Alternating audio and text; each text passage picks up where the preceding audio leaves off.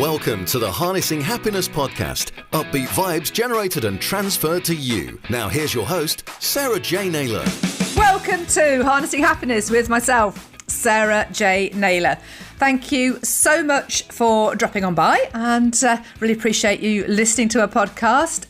I have a couple with me today, which is great. I'm going to hand over to Claire and Helen to introduce themselves to you all. So welcome, Claire and Helen. Thank you so much for joining me. Over to you. Please introduce yourself. Hi everybody, I'm Helen and I'm married to Claire and we've been married 15 years. 15? Last week. Oh wow, congratulations. And together a lot longer. Yeah, and together a lot longer than that. So we've been together as a couple for 25 years. We have a son together. That's me in a nutshell. Well, I think you've stolen everything that I can say there. So. Hi, I'm Claire. Everything that Helen said. But you both met, I believe, at school. Is that right? We did. We met at school a very, very, very long time ago. Claire at the time was Brian and was my first boyfriend. And last boyfriend, we got married and moved in together and had a child. Been together a very, very long time since school, really. You met together, you met at school, and I guess you've been on quite a bit of a journey in the interim time because you're both creatives, but you've both got professions that you are in as you know, business-wise and work-wise, etc. But sort of personally, you are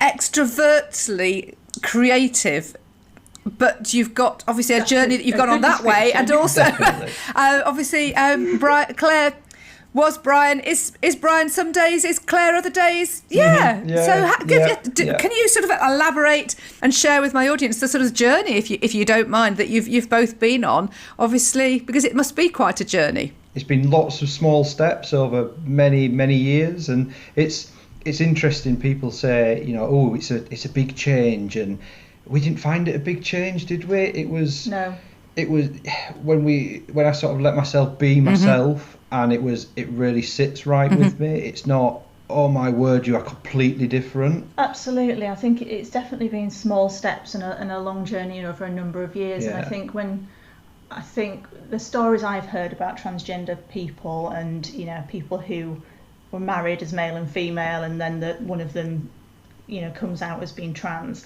It's often told as like an overnight thing, like a big secret, and one day I want you to know that I'm female and I'm transgender, and it's a big shock to the wife. I think that's often what's portrayed, and that's the story that we hear a lot. And it really was never like that for us, was it? It was tiny little things, wasn't it? Yeah. And it evolved, and we evolved together as a couple. You've been there for me.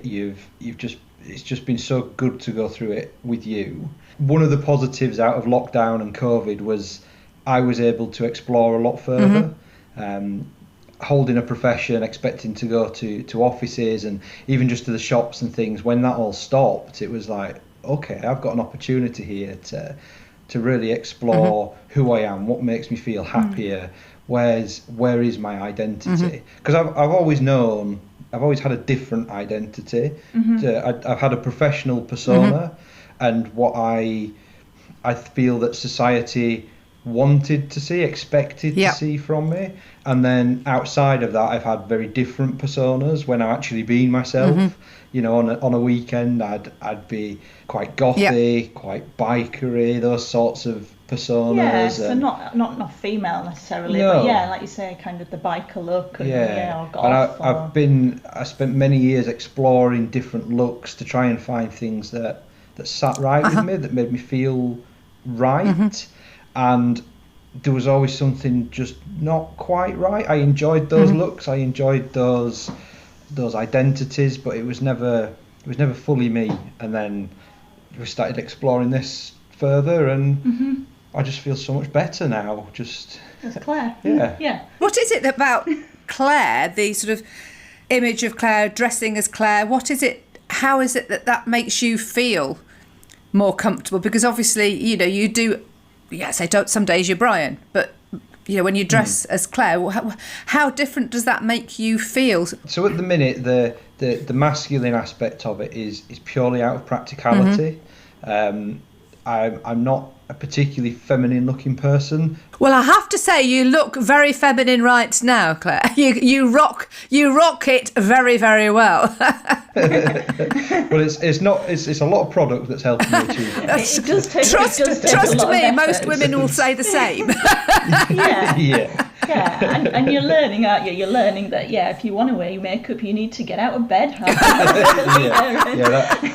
That's often a blocker, that's why I get up at 5:30 in the morning, because I want to look a certain way, and you need to do the same, But there's lots of hurdles. It's from a professional perspective at work, I am still Brian, and my works ID has Brian on there and a picture of Brian on there, and it's quite difficult to overcome those barriers, and I'm working with people at work to try and work out how we can do that, and everybody's been really supportive about it. So I still walk that line because there's practicality reasons, and I'm currently having laser hair removal, which is really, really helping with things, but trying to cover up stubble every day. I know.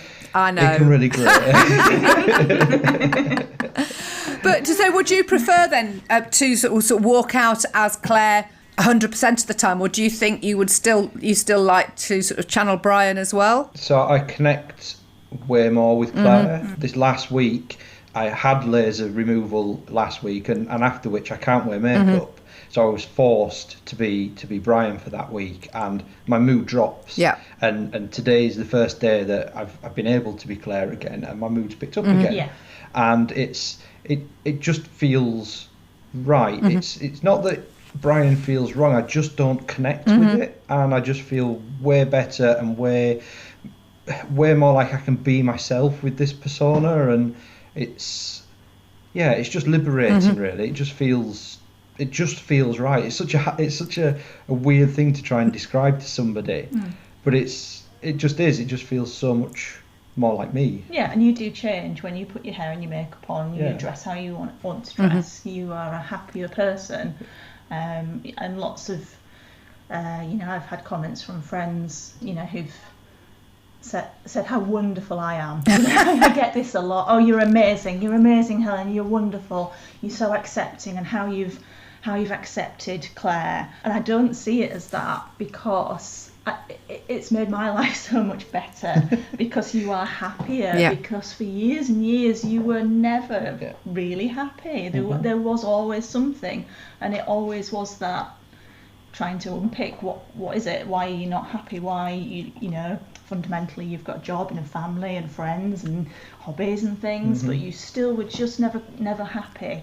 And the more and more you started to be Claire, more and more you've become happier, which makes my life easier. Yeah, but it's so important to connect with the essence of who you are, and as you said, you've obviously had to unpick it, you've had to work it out and find out who you are. And I think we are all made up of so many different elements, aren't we? And you can be I mean, I know just from how I like to dress, some days I like to be wearing something that's quite out there, or other times I'll wear no makeup and what have you. But when you start to get big contrasts, like you've explained and explored, you've had to explore that. I mean, did you have any sort of, do you think you kind of always knew, but you hadn't gone that far to explore it? And do you think you knew, Helen? Do you think you picked up on it at all? Or because you're both very creative, aren't you, in terms of how you dress generally? I don't think I ever knew properly, but when I look back with a retrospective view on it, I can see things that are like, wow, that was really a sign, and it goes way back into childhood, and I can see these things that are like, if I'd have understood that more at the time, had it been more accessible to me, if the sort of the vocabulary and things didn't seem to exist at that time, and I wasn't educated about it, and I was quite shielded from it. And when I look back retrospectively, then I can see things that really are quite telling. Yeah. And one story I like to tell is around shoes, and I never had a good relationship with shoes and footwear as a male, I would always buy the same pair of shoes. Genuinely, the same pair of shoes. For at least 7, 8 years. Oh, more than that, 10 years. It was just the same pair of shoes. It was very easy shoe shopping. It was. They were really comfy Skechers, just some trainers. Brown trainers, just really plain brown trainers. And I kept saying to you, didn't I? There's lots of other types of trainers you could try. You can have a different colour.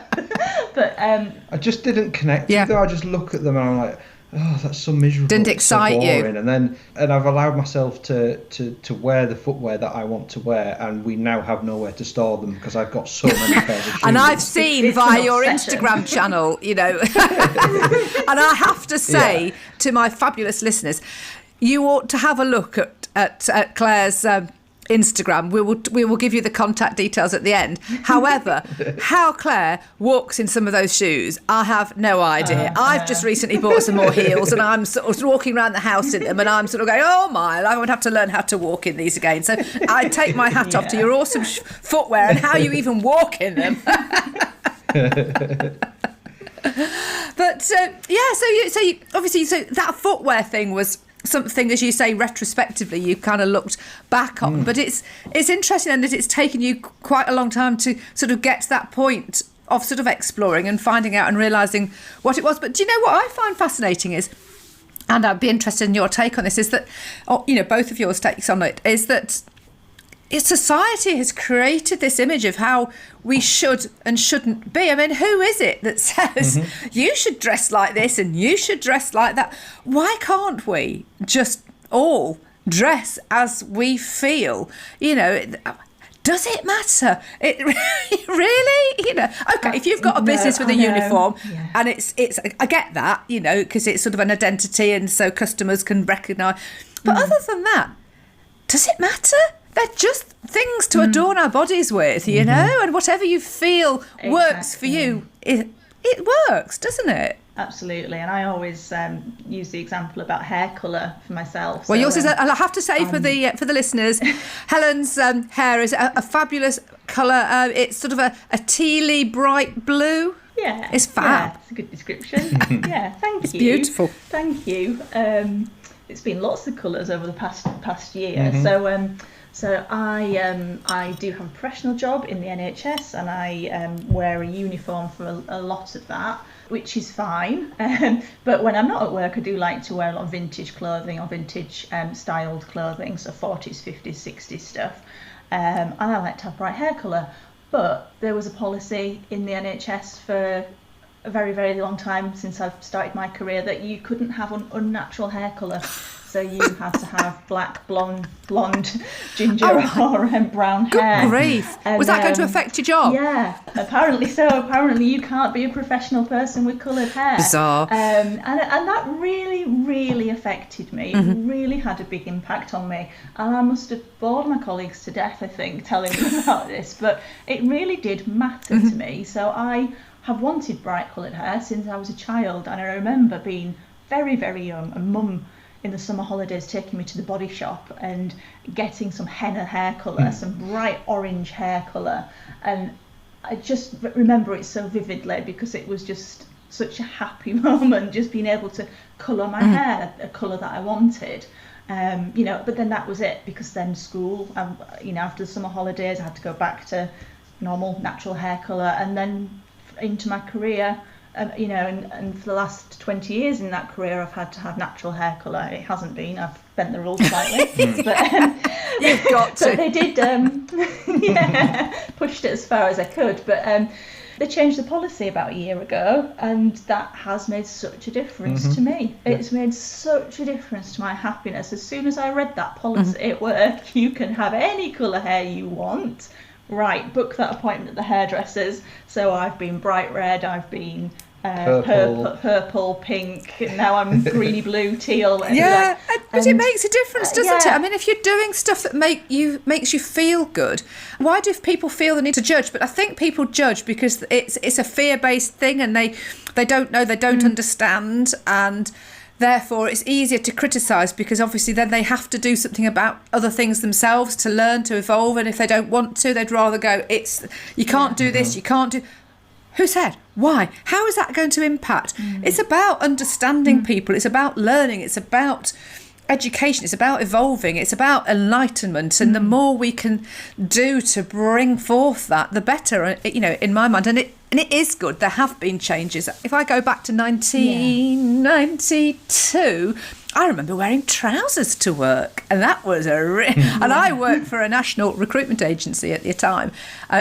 Global, they were US owned actually, and everybody, the women would wear a skirt. It was a kind of like, heel skirt, lipstick, exactly the sort of outfit you'd be like to be wearing, Claire. but I thought you'd have been all right. You'd have been fine. But you know what? Back then, my opinion was, I don't have a problem with a guy if he wants to wear a skirt to work.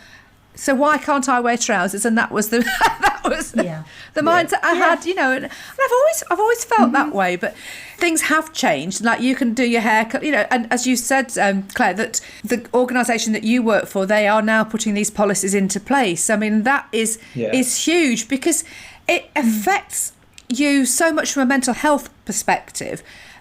If you aren't yourself, if you can't channel that inner happiness because other people, externally are making a judgment on your ability based on what you put on your face and what you adorn your body with, and that's not part of what the job involves, is it? I find it really interesting when I've been talking to people at work about how I want to present and how to address me, because I use a they/them pronoun, and I work in a predominantly middle-aged white cis male environment, and a lot of them are just simply not aware of the vocabulary. And I've spoken to people about how can we educate people, can we introduce some of this into our team calls and just help people, because I'd rather people spoke to me about it. I'm obviously outwardly different, it's not difficult to spot, and I'd rather people ask me than make assumptions or just avoid the topic altogether. I find that really strange when people just avoid saying anything, and it gets to that point where it's quite awkward, because it's like, are you ignoring it? Are you trying to be polite by not mentioning it? And I'd just rather have that conversation, and from talking to people, they are interested and they want to help and they want to put the right messages out, but they feel like they lack the vocabulary to do it, and they don't want to offend, they don't want to say the wrong things. And I think there's an awful lot that can be done in that space to help, and the more that people engage and understand and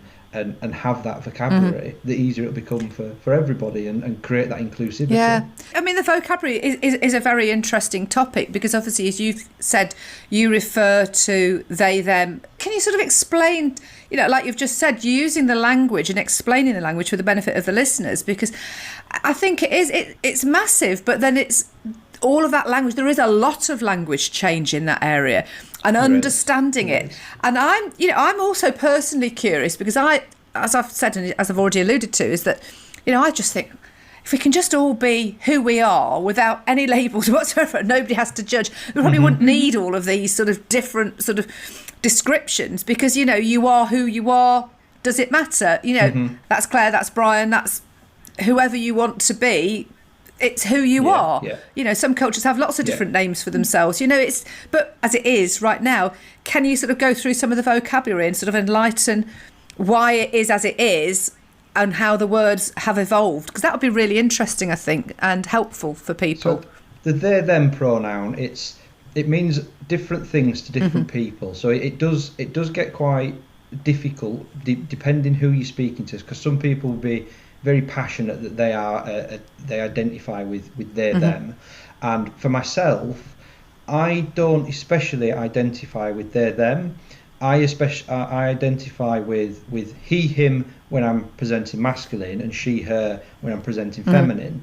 But in a professional manner, I'm using they/them to try and help set the tone, because I'm very much I work in the digital realm. I'm on conference calls. I don't really meet people in person, and it's really hard to push that persona across when you're just speaking via audio and they can't see you and they haven't met you. But what I don't want to do is then entrap myself that when I do meet those people in person, and I'm maybe, you know, somewhere in between the two genders, which I often do. I wear makeup, and I may not wear the hair, I may not have the boobs on, and I look somewhere in between. And just using they them for me helps me try and set the scene with those people, so it's not so much of a shock when I walk in and I do look different.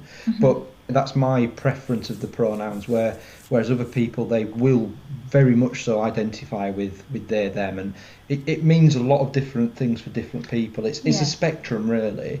And I think my take on it is that the they them is saying I kind of exist between the two. I don't believe there is a male gender and a female gender. It's a spectrum of, you know, male over this side, female, and everything in between. And that's what it means to me.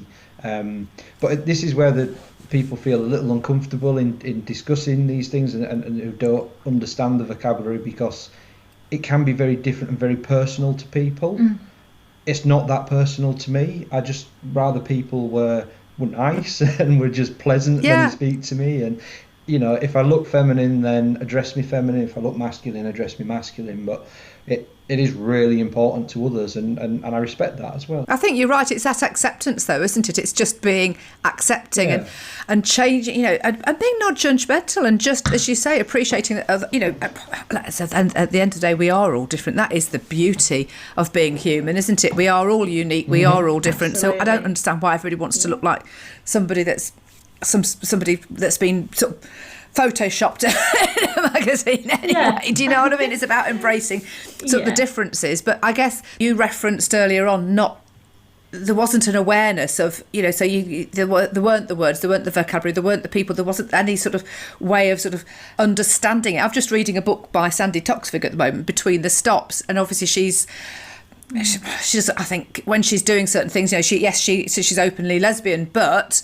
she was making some reference to how sometimes she is presented, and it's like, how has introducing me as lesbian got anything to do with what I'm actually doing on this? But she was saying, you know, with her background and her upbringing, she had nothing to reference. There was no reference point growing up. She didn't realise what it was that, you know, and how she felt, really, because it was a whole journey, really. I think she went on to sort of uncover who she actually was, which is very much like, you know, what you've said, and obviously explored that along the way as you've been together. We really did have to sit in front of the laptop and look it up ourselves, didn't we? You know, when it was happening, and it's what pronouns do fit, and what does it mean, and what label should we use, and there was a lot of education for ourselves as well. So I do think things have changed very rapidly in the past few years. I think there's much more awareness. You know, for example, our son picked a book from the library at school, so he's in primary school still, and he came home and showed me a book, and it was some queer fiction. So it was about lesbian mums of 2 children, and the daughter realising she was lesbian as well. And the fact that that's in a primary school now, you know, that was never ever in. That would have never. It would never have appeared in Enid Blyton. Well, I say that there was George. She was. But yes, you're right. I mean, and that's brilliant. I mean, that's great. And in fact, I was going to ask you, how has your son? How have you worked with him? How has he understood it? I had a lot of fear for him as I realised that this is how I needed to express myself to be happy, and the fear was for him in terms of bullying and other kids finding out, and you never wish that upon anybody, especially your own. That made me slow down. It halted progress for a good year or more. So for a good year, well, I'd say, I don't know, I didn't write it down, but maybe 6 months you were only dressing feminine when I was in the house, so when he was at school. And then it was really a big secret thing, like, you know, as soon as he's out of the door, get dressed. Always coming back from school, get dressed again, and hidden for a good 6 months, I think. And then it was... We just introduced bits slowly, didn't we? Very, very slowly, and just had bits of conversation with him and asked him what he was comfortable with. And he wasn't actually comfortable for a long time, was he? So there were things that he was not happy about. You know, your hair was a big thing. Shaving your beard off was a very big thing. He really didn't like that. Really struggled. But I could identify that. I remember my dad shaved his beard off, when I was about 7, and it was traumatic. Yeah. Daddy didn't look like Daddy anymore, so I could definitely relate to that feeling. So it has been very, very slow steps, hasn't it? And we've always been honest with him as well. If he's had questions, we just believe in giving him the honest answer. If he asks it, then we will answer it honestly, and that's across the board, isn't it? Yeah. I think those small steps into doing it has been good, and recently he seems to have gone even further. He's referring to me as mum on occasion. Interesting. So there's a couple of occasions where he's told me off. So we've been out and out shopping or something, and I said, "Oh, just go tell your dad I'm going to the cafe to get coffee or something," and he said to me, "Don't you mean mum?" Oh, bless him. And he's pulled me up on it quite a few times, and because we still do generally use dad, don't we? I've been surprised that he's come out with me to the shops. He comes out with me in public, and it's not an issue for him, and it's just lovely that he's accepted it. And I think it was a big moment for me last week when he brought that book home from the library that he'd gone and chosen, and I think the big thing was that for me that he wanted me to know, like he got it out of the bag to show me, and he wanted me to read the blurb on the back so I knew what it was about. So I think that was his way of letting us know that it was all right and he was accepting of things. I think that's amazing. I mean, I just think lovely. It's for him, he's on a journey himself, and he's going to have such awareness and understanding that it wouldn't but surprise me as he sort of ends up growing up, because he's had first-hand experience. He's going to be able to help other people learn and adjust and understand and educate them because of his experiences with you becoming Claire, which I think is amazing, and it is wonderful that Helen, that you are the person that you are, because obviously you met and fell in love with Brian as he was, but but it's about the person, isn't it? And you want Brian to be Claire, to be happy. Person. No, exactly. In fact, you are now more yourself, more happy, and because you're happier, that makes Helen happier. So therefore, and happiness comes from within. And this is what I sort of talk about on my podcast all the time. And it's all about what makes you happy, connecting with that, the essence of you, being you. Because when you are, and you do that, and you accept who you are, that radiates outwards. Yes, you might get people who don't agree with you. Well, that's their stuff. As long as you're not doing anything outwardly to hurt anybody, deliberately, being you. It's important, and then you'll have people that sort of change, perhaps drop by the wayside, then new people come in, and you have this whole sort of new circle of people, and you surround yourself with people who are your tribe, who you get on with, and who appreciate you, and it evolves, and you radiate out happiness, and you attract it back in because you are who you are. That is so true. That the word tribe there, and meeting and connecting with your people makes such a difference. Such a difference. Yeah, it really does. It does. We spent years with friendships that we thought we needed to maintain, and we did enjoy the times with them, but we didn't enjoy the times with them. Sometimes we didn't want to interact with them, and then we've got friends now that really get us, and that are more creative, and we've worked really hard to seek that out. I'd say we've made a conscious effort to find our tribe and find our communities, haven't we? And it has been an effort and hard really work, has, but we are now creating the friendship circle that we should have had, want and need to have. I think more creative types, people that are our people. I think that get you, and you can be yourself around. And and it's not to say we still don't have some fantastic friendships that have been long-standing for years, and those people aren't, don't have wacky hair colours and crazy dress sense like me. It's not to say that I can't have good friendships with other people, but it's made just a world of difference for both of us. Myself in terms of like the vintage community.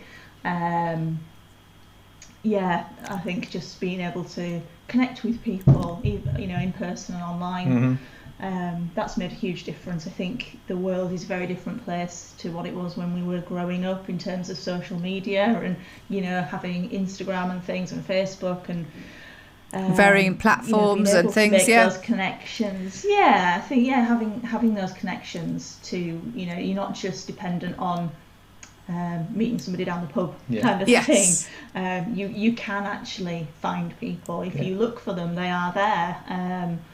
I think that's great. The big thing for me. I think that's great that you sort of, you've talked about that, because I know for myself, when I left my ex-husband 17 years ago, I mean, my friendship had just really revolved around the wives of friends of his, just because of I won't go into the details of the relationship, but I had to start from scratch. And in starting from scratch, you then start to meet and connect with the people that you want to be around, that get you, that who you are. And over that last 17 years, I've evolved as a person myself, and when you actually are who you are and you put that out, things really change. And I feel very fortunate and very lucky that I've got a wide network of people that I know and I connect with. I don't spend all the time in each other's pockets, but I've got friends that I've had from school who probably wouldn't get all of me, like you've just said. But there's other sides to me that are about to sort of evolve and come out as well in a different sort of way, just in the way I like to dress and clothes I like to wear. But it's navigating it in a little bit of the same respect as, and not quite so boldly as yourself, Claire. It's just taking that step. But I do believe when you take those steps, the universe will support you and embrace you, and you are evolving, you are enlightening, and you are helping other people evolve at the same time. You're a sort of a torchbearer for what you are doing. And I think as a couple, I think it's incredibly helpful for other people to know that, there are other people, there are other couples out there that are in similar situations, but it's just showing that it can be done, and it is about the right relationship, isn't it? Yeah, absolutely. It can be done, and it can be positive, and it can be it's happy. always shown negatively, and it's always shown that, and there are lots of people that really do have a really rough ride, and my heart goes out to them, and they live these false lives and they have to keep things hidden, and it's such a weight and such a burden, and I'm so lucky that that's not been my experience, and I just wish everybody could have that same sort of experience and that support, because I wouldn't be here without what we've done over the last few years, and your support, and I just wouldn't be at where I am now. Do you think it helps because you are such a creative couple, and Helen, you are a creative. You've got your love of sort of your vintage and the clothing and the hair, and do you think rather than being somebody that I don't know, I mean, relationships are funny old things. You've got so many relationships that people just get together for all the wrong reasons, and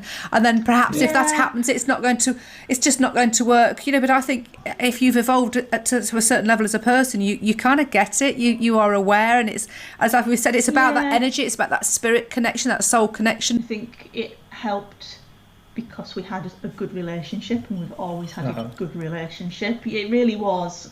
It wasn't. I'm not going to say love at first sight, but we met. You were my first boyfriend, and then that was it. There was no question. We were together forever. Yeah. So I think having that solid relationship has definitely helped over the past 5 years or so as you've evolved. But I think going back to what I spoke about earlier in terms of my own personality and my own creativity, and the hair colour and being.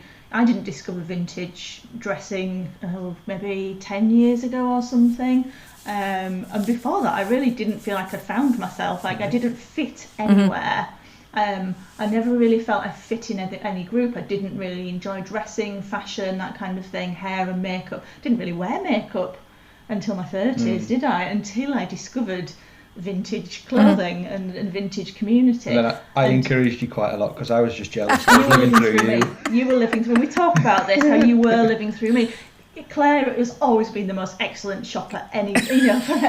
Just brilliant to take shopping. For me going, I can't be bothered. I don't really. There's nothing I like, and you'd be like, look at this one. Look at this one. What about this? What about this? Spend some more. I think as a couple, because obviously my partner Gareth as well. I think we do need to go out shopping together because Gareth really enjoys shopping. I think he probably enjoys shopping more than I do, to be perfectly honest. Yes, I can definitely relate to that. Yeah, but I think in terms of me understanding Claire, and not to say that I could ever understand what it's like to be transgender, but I'm fortunate to be cis female and feel cis female, and and I realise my privilege in that, and I can never say that I understand what it feels like to be you, but I can identify with that feeling of, I like in terms of my work uniform, I accept to have to wear a uniform, and I get it, and I do it, and I'm fine. But there's such a relief when I come home and I can take it off and put my clothes on, and the relief that I felt, and I did cry when I read the policy had changed about my hair colour. I sat at my laptop and I cried with happiness, because it meant so much to me. I realised how silly that maybe sounds to some people, but I think that feeling has helped me understand Claire, because I get it. I get the impact that clothes and hair and presenting as how I want to present has on me and my happiness. So I think that's maybe helped me help you over the past few years to become Claire. Yeah. And Claire's helped you become Helen. Yeah, with all the encouragement and the credit card. Yeah, absolutely. That's what it boils down to. I guess I've been quite fortunate, because I became self-employed in 2009, so I've always I've predominantly worked from home, and mind you, that's led to sort of at one point sort of wearing far too sort of comfy clothing, and that's another story in itself. But yes, I've got far too many clothes now. I know where to wear them, so I need places to go. I need to go to work again. We are hilarious. We're like the glamorous people when we're doing the housework or just the most mundane tasks. It is quite hilarious. So, and I tell people at work this. I still present myself. I'm still quite guarded with how I present myself. So although I do go out and I see patients working in the NHS, but I have predominantly a desk job based at home for a lot of the week. And if I have meetings with webcams on, I'm really conscious of how I present, and I tone it down. I really tone down my look. And to everybody looking at me, I'm still blue-haired with leopard print on, and jewellery and lipstick. But that's a toned down version. And I joke with people and say, when there's days where I know it's an admin day with no webcam, no calls, that's when the clothes come out. That's when the hair gets fancier, the makeup gets bigger, the jewellery gets sparklier. I am the biggest version of myself when nobody's looking. Oh wow! So because I think there's often the perception that creative people and people that dress like myself or like you, Claire, sometimes, that we are doing it for the attention, that we want people to look at us. And yes, I do put pictures of myself on Instagram, but there's an awful lot that I don't put on Instagram, because I still feel self-conscious of putting myself out there, with the full vintage hair and makeup. Oh, you must, because you always look amazing. Well, that's both of you. Of photographs that I've seen, you both look absolutely amazing. So how do people find you? Where can they find you on Instagram? I am. Let me just get the spelling right. It's always a good plan. I am ginger_cake82. And I am what am I? In the neon hat. There we go. Look. There we go. They in the neon hats. Oh, it's been an absolute delight chatting to you. So, just to finish off, though, what tips for happiness? I mean, obviously, we've talked about what makes you both happy, and that's being yourself and channeling who you are, wearing what you are, and being who you are. What tips for happiness have you got for the listeners? I'd say be true to yourself and find people that accept you and love you for who you are. Surround yourself with those people, and they will help you through the tough days, and they will give you the best days ever. Yeah, I would definitely second that and say it is about finding your people and putting the effort in, and it might not come instantly, and it didn't for either of us. It does take a little bit of searching, but put the effort in and find your tribe and find your community and stick with them. Oh, I think that's absolutely brilliant advice to finish on, because I wholeheartedly agree with you. It is about being around people that get you and you get them, and it makes life... Yeah. Let's not make life any more difficult than it needs to be. Being around great people makes a huge difference. Thank you so much again. It's been an absolute pleasure and absolute delight, and I really, really do appreciate both of your time and having such a great chat and sharing so much with my listeners. So, as you've heard, you know how to get hold of Claire and Helen on Instagram. So please do go over and have a follow and see these amazing outfits and how they are and how, it's beautiful, wonderful, exactly. And get inspired. Yes, get inspired and motivated to go and be yourself and hang out with your tribe. So this has been me, Sarah J Naylor at Harnessing Happiness. And if you've enjoyed this episode, please do like, rate, review and subscribe and follow and do all the things that you normally do on your channel. So thank you again. And until next time, take care. Have a great rest of the day, week, year, month, whenever it is you're listening. Anyway, take care. Lots of love from me and obviously from Claire and Helen too. Take care. Thank you very much. Bye. Bye. Thanks for listening to the Harnessing Happiness podcast with Sarah J Naylor. If you took value from the content, please follow the show on your podcast app. And to find out more about Sarah's ape mindset, visit sarahjnaylor.com. That's Sarah